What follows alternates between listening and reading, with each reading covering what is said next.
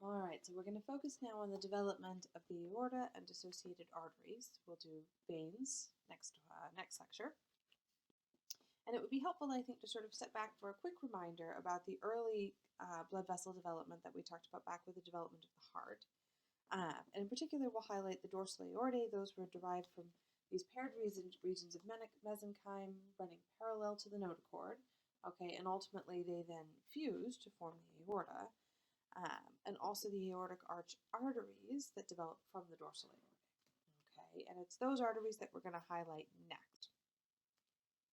So the aortic arch arteries, they develop in association with the pharyngeal arches, and we have been hinting about the pharyngeal arches since class began, and we are going to get to them in week 8. We're going to make you wait to the last minute.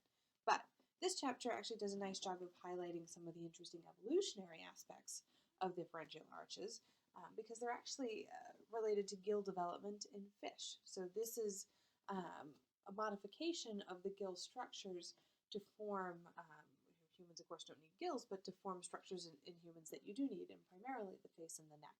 So we will talk about that in our last week of class. But in the meantime, this week, so the aortic arch arteries are developing in association with the pharyngeal arches.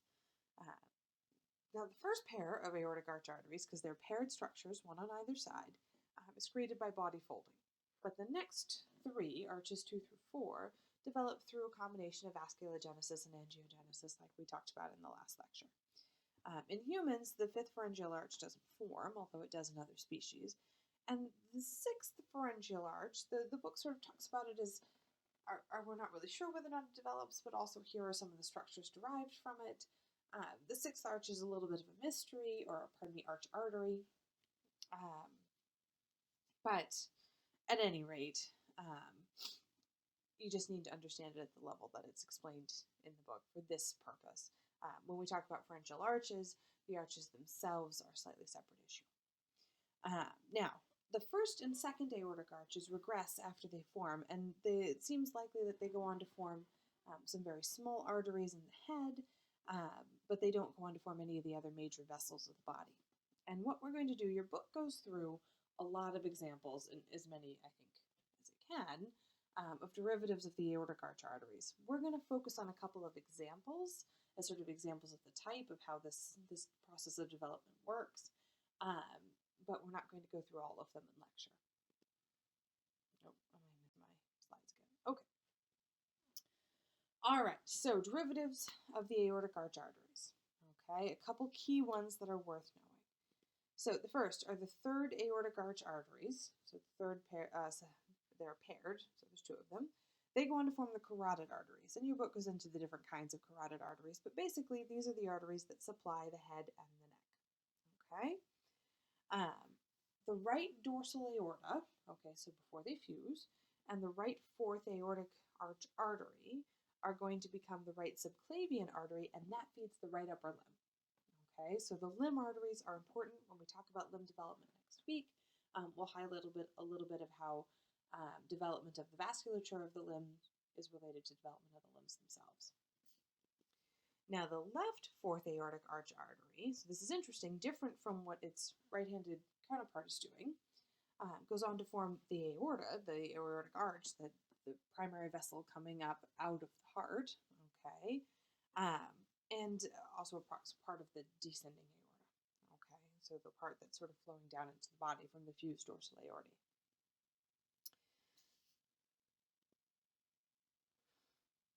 The left intersegmental artery, okay, that forms in the limb region and becomes the left subclavian artery of the left upper limb. And I put it in here to sort of highlight the idea that the formation of the 2 major arteries, the major artery for each limb is a little bit different.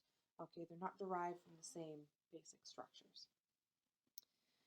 And then finally, the left 6th aortic arch artery goes on to become the ductus arteriosus, okay, which is a shunt between the pulmonary trunk and the ascending aorta, which again, you should think to yourselves, well, but the pulmonary trunk and the ascending aorta contains oxygenated blood and the pulmonary trunk contains deoxygenated blood, and they really shouldn't be talking to each other. But again, in a fetus, where the oxygenated blood is coming from the placenta through the umbilical cord and not from the lungs, you do need a shunt to sort of bypass the lungs. We need to create the circulatory system we need for the baby after birth, but it needs to be functional for the baby before birth. And the truncus arteriosus is part of that sort of alternate system to make fetal life possible. So it shunts oxygenated blood from the umbilical veins into the right atrium to be distributed to the body, bypassing the lungs so that they don't lose oxygen in the lungs before heading out to the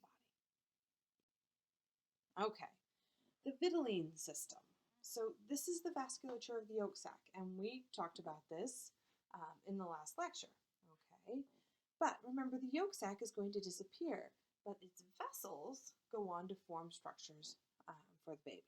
Okay, so structures of the yolk sac. So these two pictures are sort of showing the embryo at two different stages with the yolk sac at two different stages. So initially with all of its vessels big and healthy and pumping, and then after the yolk sac has largely regressed and we're left with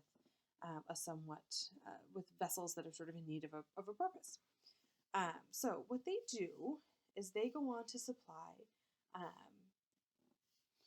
they become the blood supply that sort of runs from the dorsal aorta to the gastrointestinal tract. And we talked about this when we talked about the GI tract, but it's worth highlighting again here.